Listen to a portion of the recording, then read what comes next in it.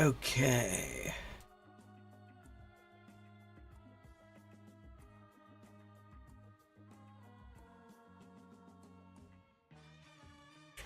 Okay, I'm back, and hopefully people can also see me. Okay, hello, good. Good. I'm gonna have to drop the new link.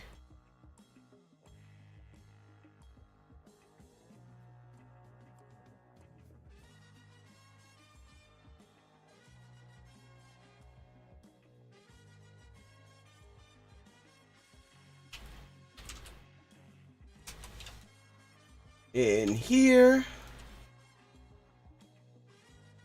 And there we go. So, let's see, what have we got to look at? The language with the most sounds in the world. Okay, that could be interesting. Se puede llegar a un nivel nativo en un idioma extranjero con Organic Spanish. この熟語何か物足りないような、熟語クイズとか。漢検級レベル読めたらすごい難しい漢字の読み問題。Okay, what else have we got? 漢字オタクたちの会話。Any of those sound particularly interesting? Then there's Bag 据保留在日文内的正确中文字。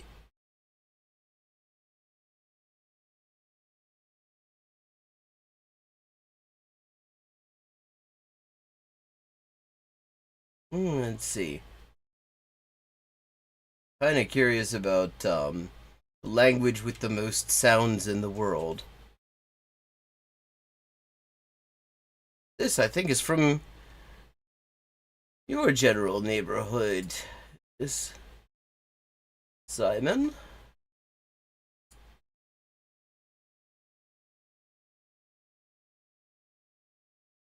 The Ta language, also known as Kho, is a language spoken in the border of Botswana and Namibia, and it is famous for perhaps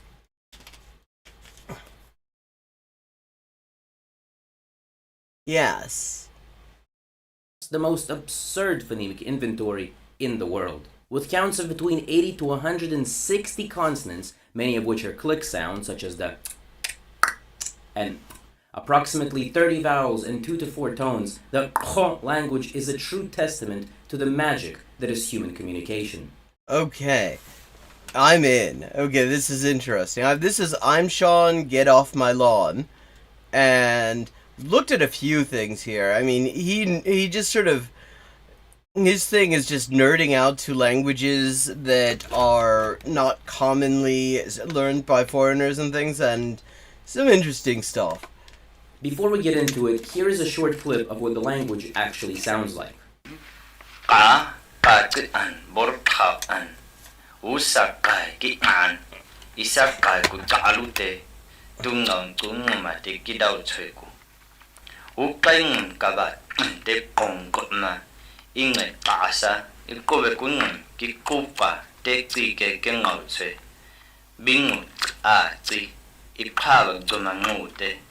In this video, we will talk about the Kho language in terms of classification, touching a tiny bit on the culture of the people who speak it. Then we'll move on to talk about the main reason I wanted to make this video, which is the insane sound inventory of the language. And we'll conclude with briefly discussing some interesting aspects of the grammar.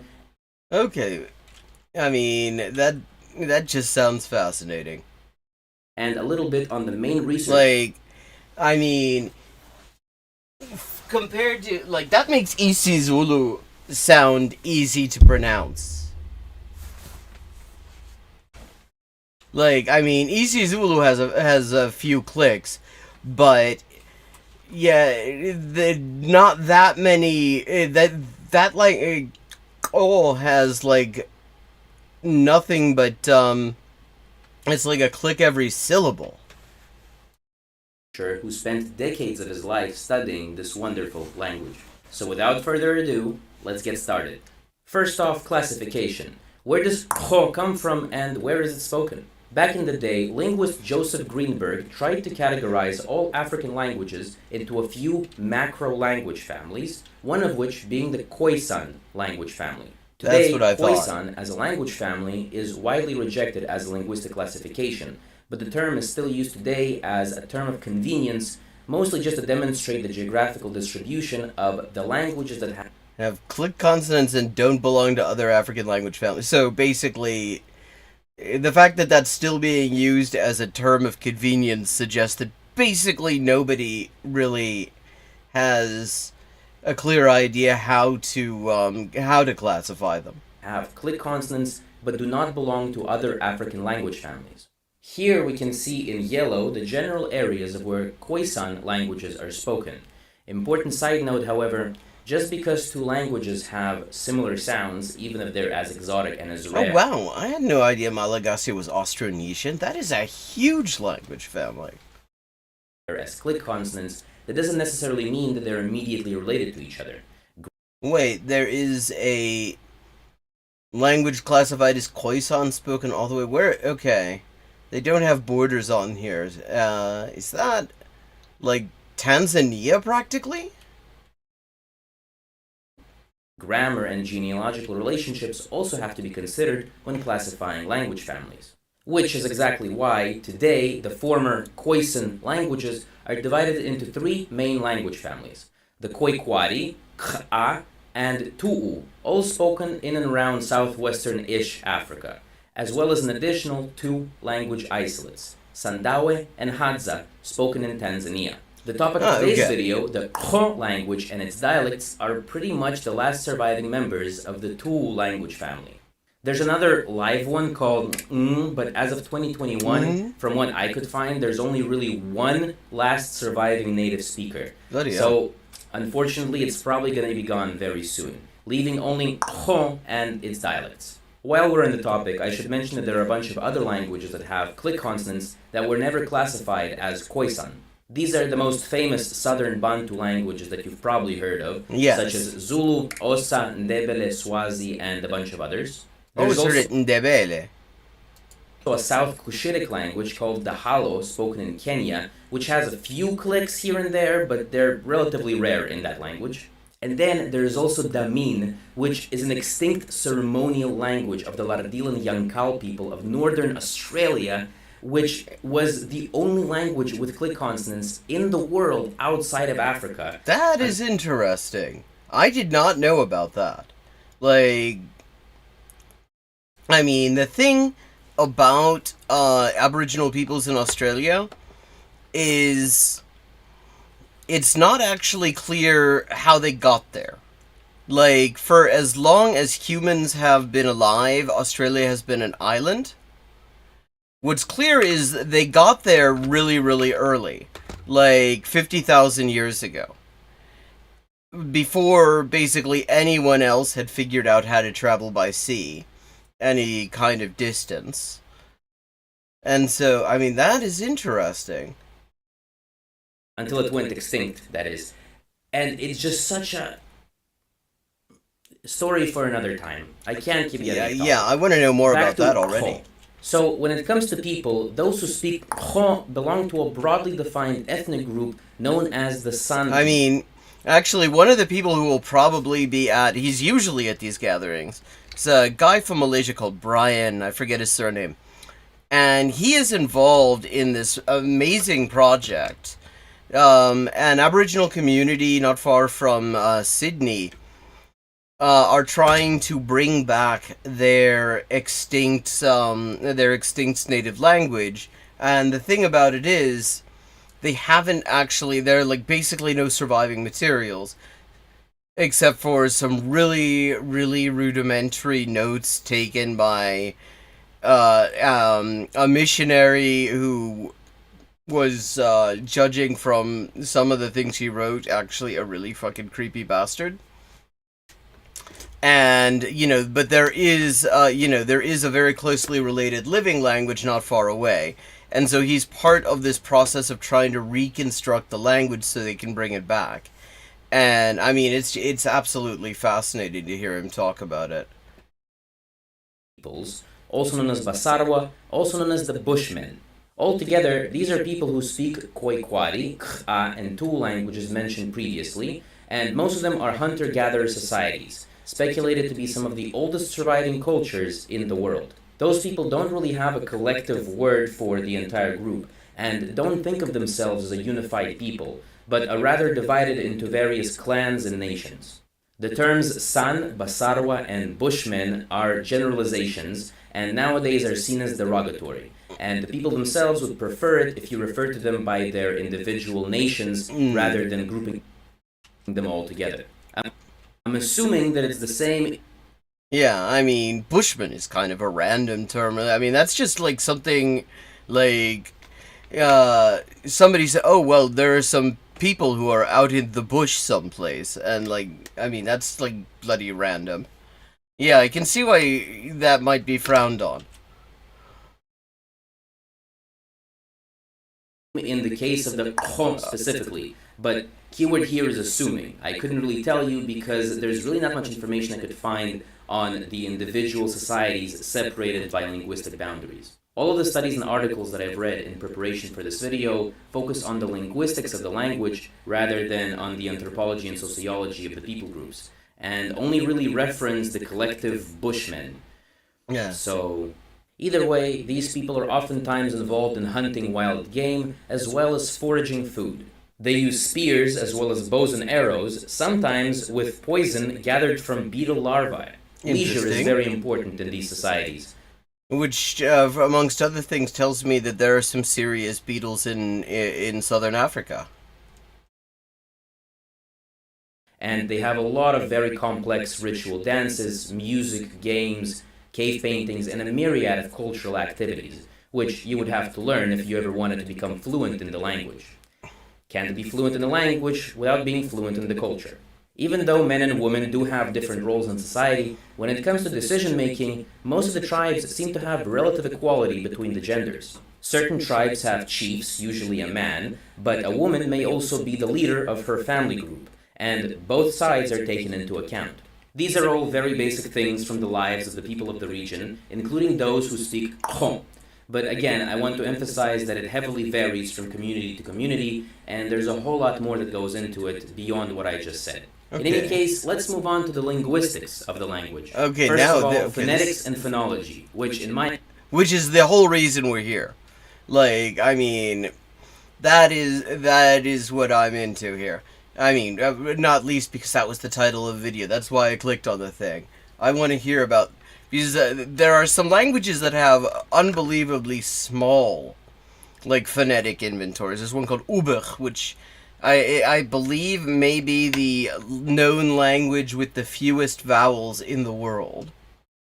And went extinct sometime in the 1990s. But not before the last native speaker of it, Tevfik Esenç, actually spent a long time working with linguists to preserve the language. My eyes are the coolest aspects of this language. So when it comes to vowels, there are 5 basic vowels. A, E, I, O, U. However, there are also 5 phonation types per vowel. Phonation basically refers to how much you constrict your vocal cords and how much they vibrate when producing a certain... So, okay, I have never heard of this being used as a, like, phonetic differentiation method. I mean, what they're talking about is vibrato. Like, as in singing. Which tells me, like, that must have a very specific effect on their music as well. Because, like, vibrato in music I'm familiar with is a form of just sort of articulation of the voice when singing that is done to have a certain effect. But if like, semantic meaning is carried by how much vibrato you do, that would not actually... Welcome back, Rune. I don't know what happened. That would mean that you couldn't actually do vibrato when singing. You would have to... Okay, now, okay. I want to know more about that. Speech sound, which modifies the airstream, which leads to a difference in how a sound sounds. The 5 phonation types in Kho are modal voice, glottalized, breathy voice, pharyngealized, and strident. I will now try to demonstrate the difference of how these sound. Probably not super accurately, but bear with me. Ah, ah, ha, ah, ah. Something Interesting. along those lines. Additionally, there's the nasalization of vowels, which is when a little bit of air escapes through your nose as well. So like the difference between ah and ah, ah, ah, all of this brings the total number of distinct vowels to approximately 30. I say approximately because there is still variation between Dialect variation, phonotactic restrictions, syllable context. certain dialects, and there's a whole lot more that goes into it, amazing. like phonotactic restrictions, syllable onset, the context, etc. In the introduction, I also mentioned that there are between 2 and 4 tones. Thing is, some studies from the 70s, 80s, and 90s claim 4 tones, while other more recent studies claim to have re-examined this and that there are only actually 2 tones. Okay, which begins to make it begins to seem like there hasn't been a whole lot of study of the language. If linguists have been can't decide how many tones there are.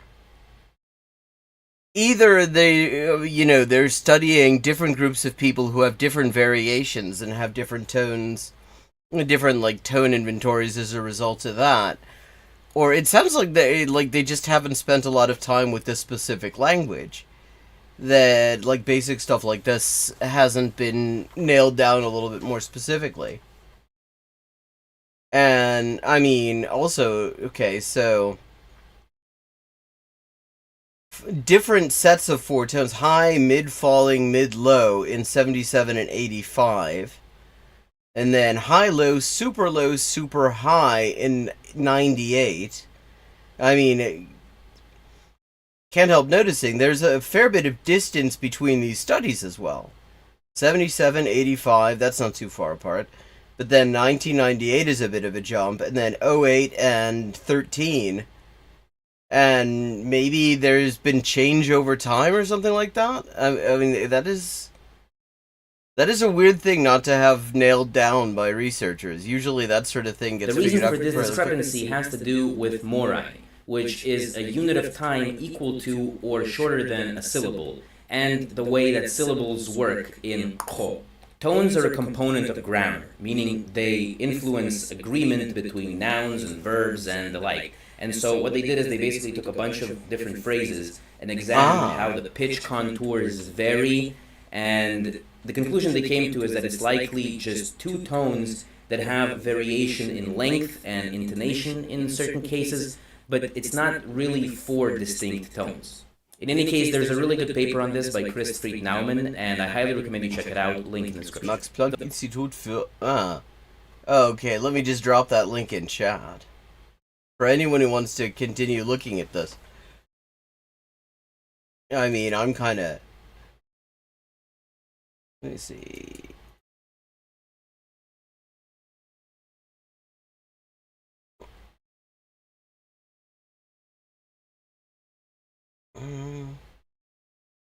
Oh, I don't see the... where's the link? There's no, Christfried Naumann, vowels of... and their acoustic properties. Humboldt-Universität.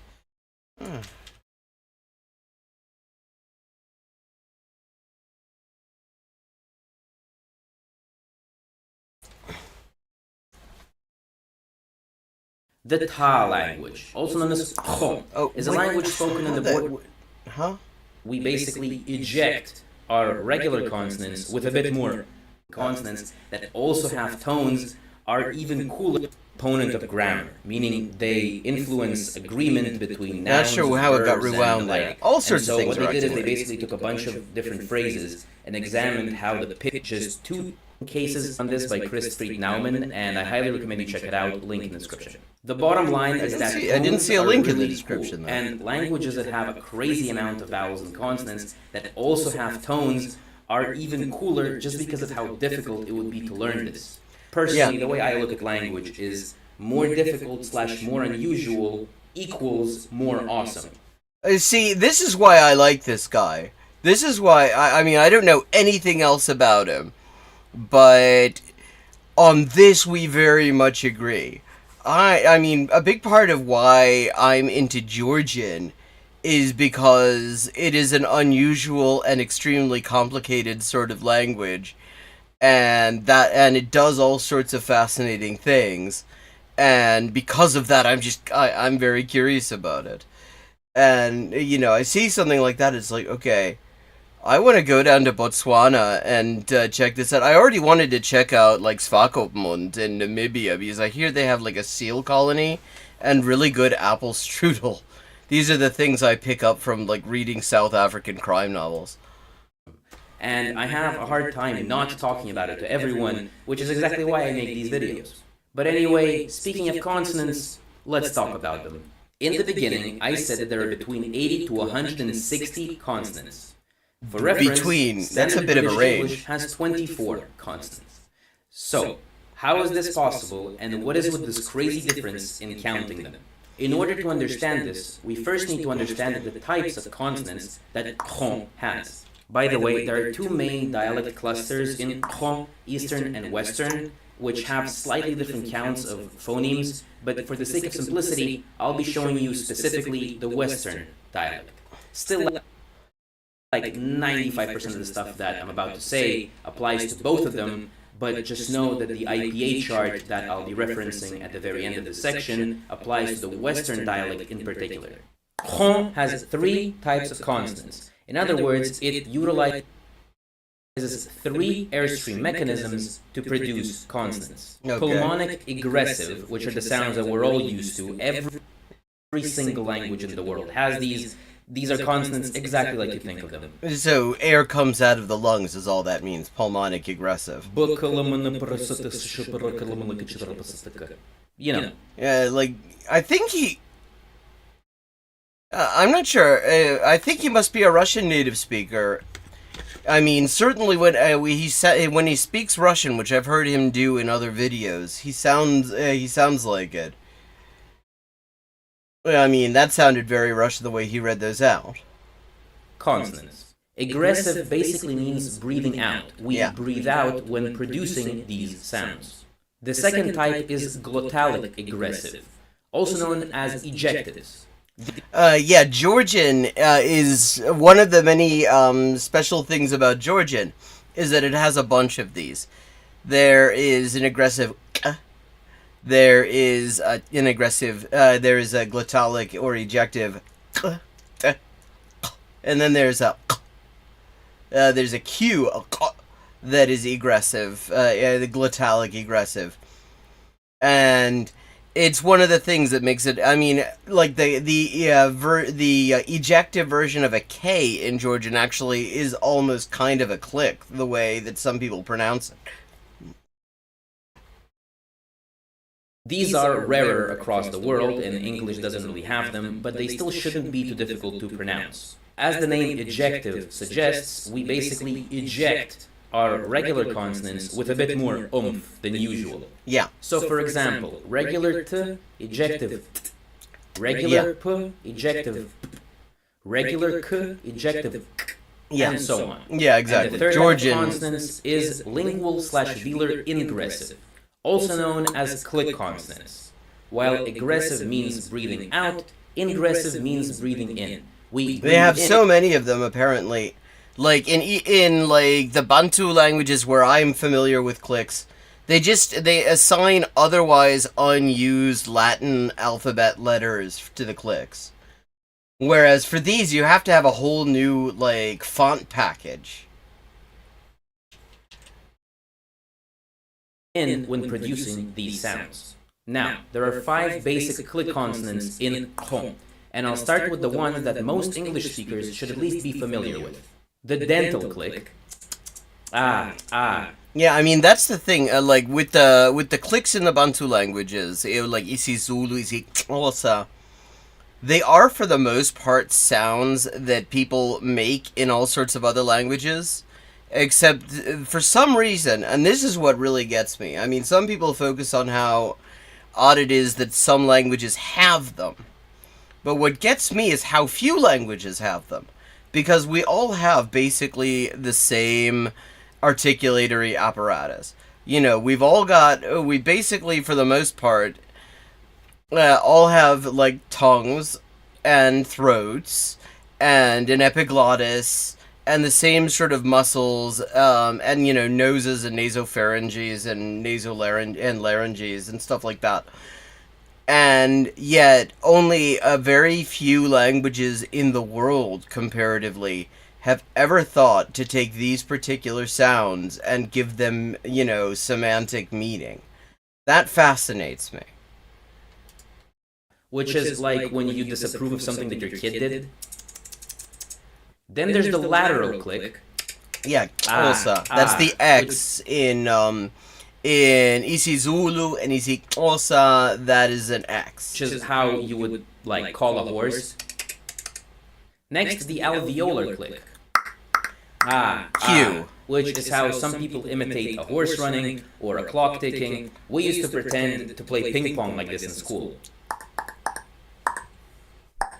Yeah, I mean these three all exist in isiZulu and isiXhosa and isindebele. The first one is a C. When you see a C, like one of the South African barristers, advocates, who's presenting the case in the World Court about Gaza, he has that dental click in his surname, Tobi. And the presiding judge, who's from the U.S., has been a very accurate representation of, like, U.S. whiteness by not even trying to get his name right.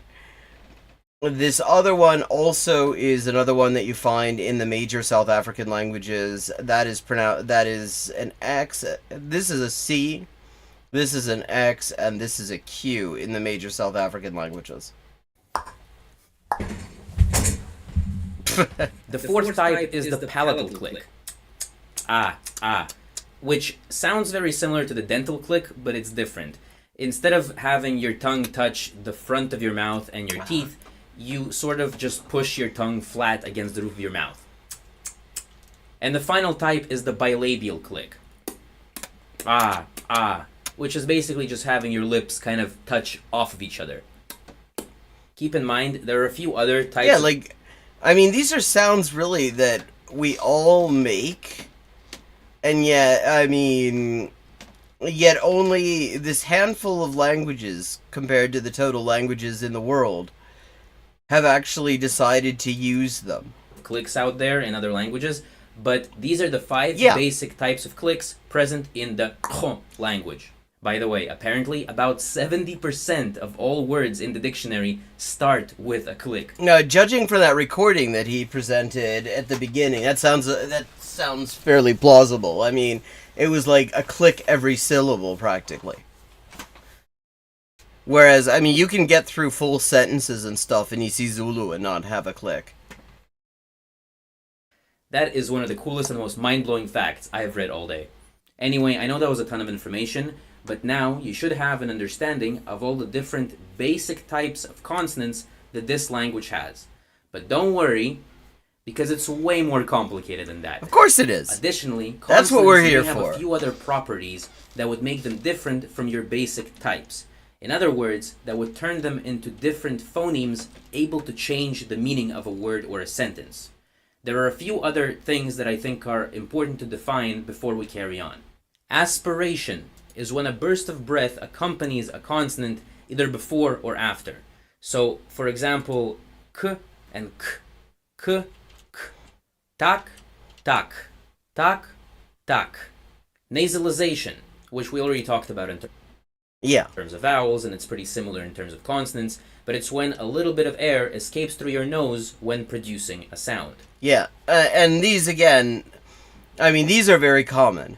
Like, I mean, examples, like a lot of Northern Indian languages do the aspiration thing. Also, actually, like isiZulu and isiXhosa and isiNdebele do that. They distinguish when you see an H after a consonant in isiZulu, isiXhosa. I have trouble with the lateral click. Then that is aspiration, and often the main effect of it is that it prevents the softening that sometimes happens between vowels with consonants in those languages. And voiced versus voiceless. This has to do with the vocal cords vibrating during the production of a consonant. Yeah. Try touching Standard your throat distinction, here practically and everybody's saying got S it. and Z and then compare. S, Z, S, Z. That's how you distinguish between voiced and voiceless consonants. Yeah. B, b, b. I think so far every language has a bit of this. I mean, nasalization isn't really. I mean, it isn't really a distinct consonant sound in a lot of languages, but it exists. G, g, g, and so on. The vocal cords don't vibrate when you say s, so the s is voiceless. Yeah. The vocal cords vibrate when you say z, so the z is voiced. And now let's have a look at the full IPA chart of the consonants of /, so you can more easily visualize how all of this is structured, and I'll try to walk you through it. Right, so first of all, I have highlighted all the boxes. Okay, I mean, this is just, look at all this. I've just paused this so we can just admire. Okay, you see these red the stuff in red, this is stuff that is kind of familiar. You can add, like, all this stuff is all, exists in Georgian, except for the ejective z. That does not exist in Georgian. And then all the rest of this... Wait. Oh, I see. So the default is voiced with... wow. Include your regular pulmonic egressive consonants that all of us know and love. Next, here are the regular ejectives, which we might not know and love very well, but they shouldn't be that alien for us to use. And lastly, here are the clicks. Now, if you'll notice, there are a whole lot more than just 5, like we discussed earlier. Actually, 43 to be exact. Now, if you're like me, your first question should be, what the hell? Here are the plain ordinary ones, which we discussed. Turns out, in this language, clicks are also able to be voiced. They can be aspirated, both voiced and voiceless. You can have a click that is also an ejective, that is also either voiced or voiceless. Clicks can also be nasalized. How do you even do that? That's all sorts of things going on. Like, I find it hard enough, I have to say, because isiZulu is a language I've been learning on and off. And because isiZulu has beautiful vowels, and I love the sound of them. But the clicks, getting the clicks into words and actually maintaining a rhythm, that's already hard. That's already kicking my ass a little bit. But to add that you can voice them and somehow make them ejective? Like, I'd have to actually hear how that even works. Voiced and voiceless, I didn't think that was possible, but okay. And they can be glottalized. I mean, actually thinking about it, I mean, voiced exists in the Bantu languages. And actually, then there's also nasalized, which also... Altogether, this chart shows a grand total of 87 consonants altogether.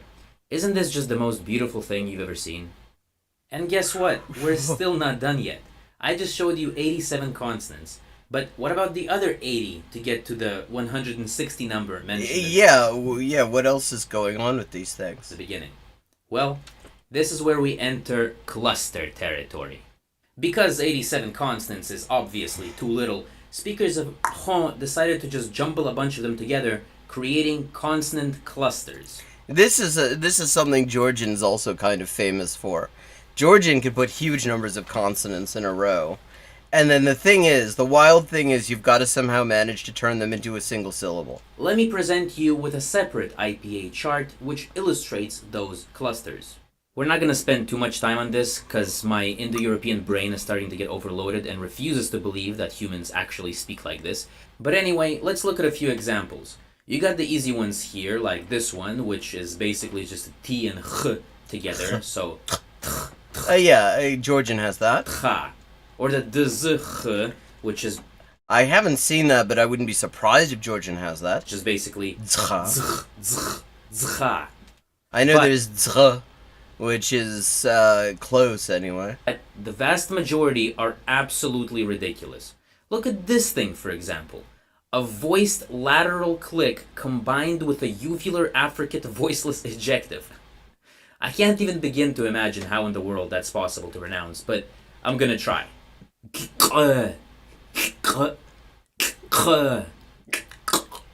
Wait. My god. Or Yeah. let's try this one, for example. A nasalized voiceless bilabial click combined with an aspirated H?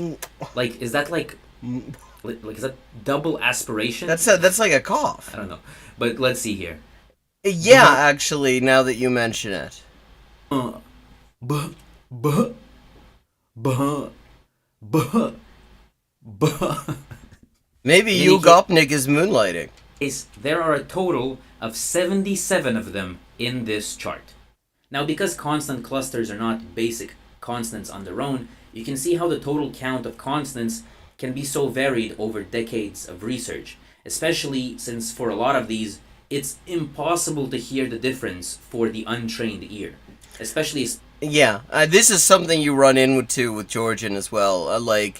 Because with these consonant clusters, sometimes some of the consonants in the middle actually are low-key, practically silent unless you know they're there. And it makes looking things up based on what you hear really difficult, I can tell you. especially when you're recording a native speaker speaking at normal speed and you, as a researcher, don't speak the language. You have to analyze this stuff under a microscope to be able to hear This the is difference one of the between main some phonemes. many reasons it would be important to have people who do speak the language, like native speakers of the language, do the linguistics on the language as well. Because, I mean, it seems like pretty much all of what we have in linguistics about languages is precisely like what people who are not, who did not grow up with the language have noticed about it. And it would be interesting to add to that, what people who actually are from the community speaking the language has to say about it. Because there may be whole aspects that actually are not getting noticed by linguists precisely because of the angle they're doing it from. Consonant clusters, more like cluster headaches, am I right? Now, let's summarize.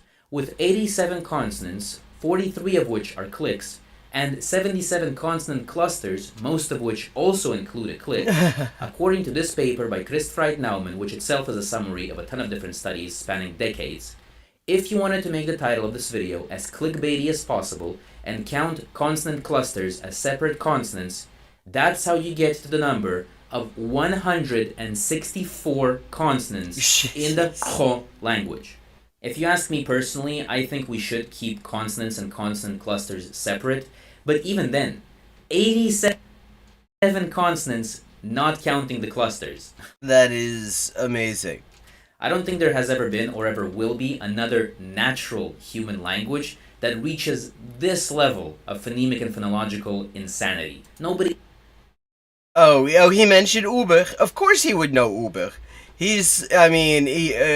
Because, like, in this particular respect, I think I could probably guess the things that his interests are captured by, because it is very similar to my linguistic interests.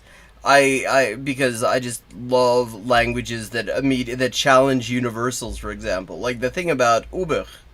Never heard of Wobe. Now I want to know what Wobe is.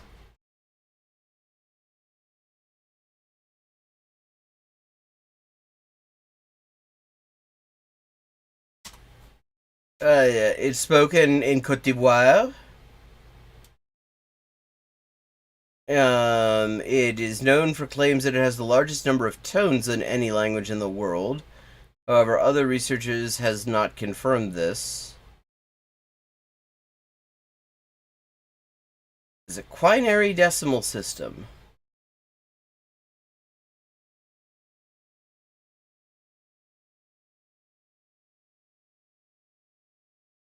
Very interesting. So apparently they are known for having a huge number of tones. It even comes close. There is the age-old famous question, which language is the most difficult in the world? I've always hated this question. It's such a stupid question. Yeah, because it really depends where you're starting from. I mean, the only... though there probably are some examples of languages that are almost universally difficult just because they're language isolates and have features that practically nobody else has. Like, I think a fairly large number of people could be found, for example, who find Georgian difficult just because almost nobody in the world, statistically speaking, speaks a language that is at all related to it. Because the answer is always, it depends. Yeah. It depends on what your native language is. Yeah. Also difficult in what way? Grammar? Pronunciation? Writing system?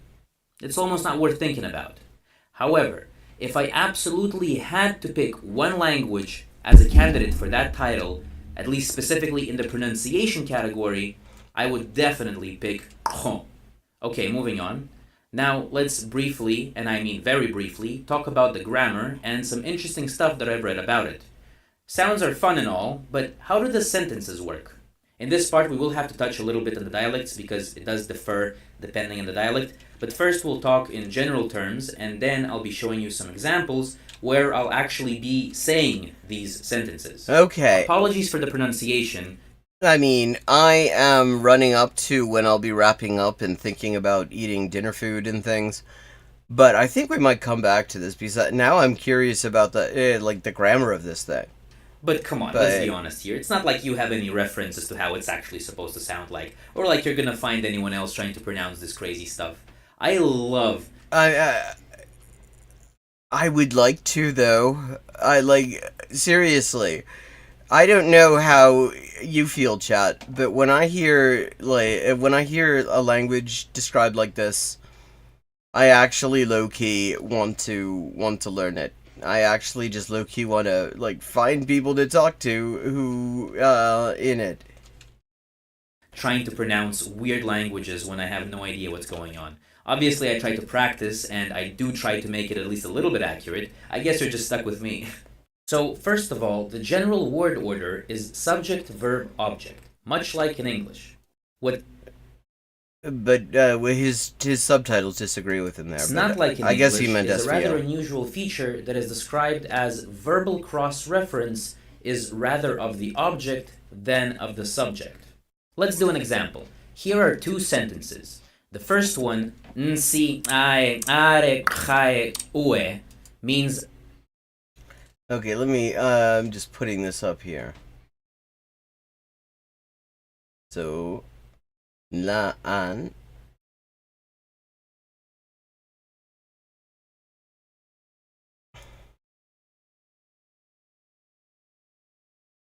Oh, I see.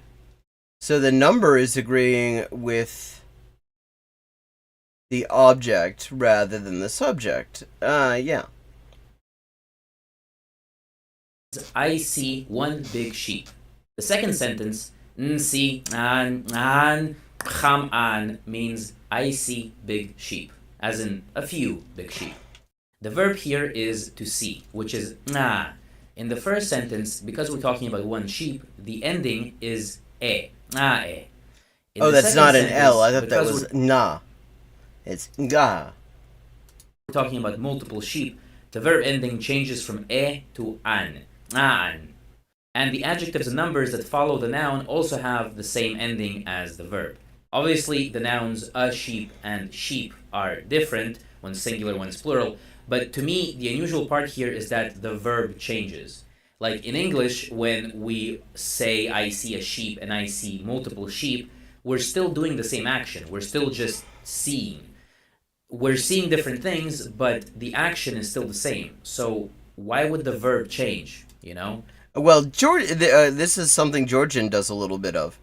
Because Georgian has what's called polypersonal verbs, where in addition to conjugating for the subject, like verbs in a lot of places do, there are also conjugations for the object and the direction in which it's happening. So that's an interesting little quirk, I think. Next, let's talk about genders, or grammatical categories. Which is generally a better term for it. Like, I mean, genders make sense in languages where they line up nicely with at least some genders of people and, sexually polymorphic biological entities. But in a lot of languages, they are categories that have very little to do with gender in any sense in which we would otherwise use it.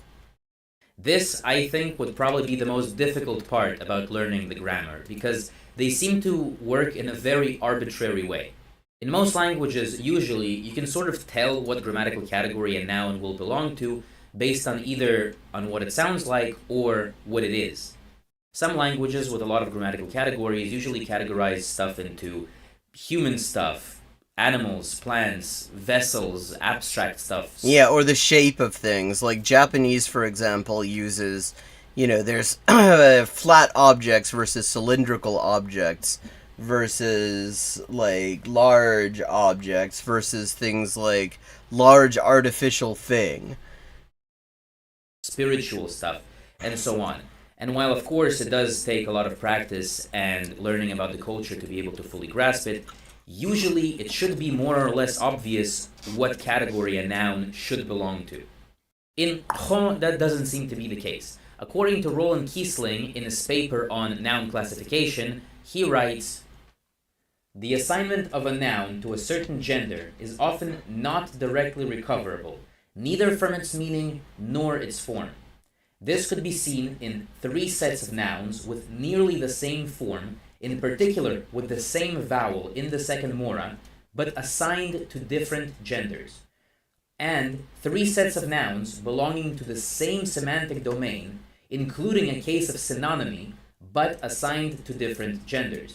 So, in other words, whatever distinction is being made, either it is a distinction that has in some way been lost historically, or it's just a distinction that Roland Kiesling wrote this, so, like a German speaker would not ever think to make.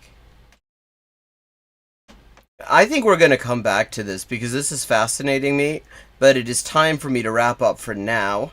So I am going to just thank you all for having joined me for this. It was great to see you.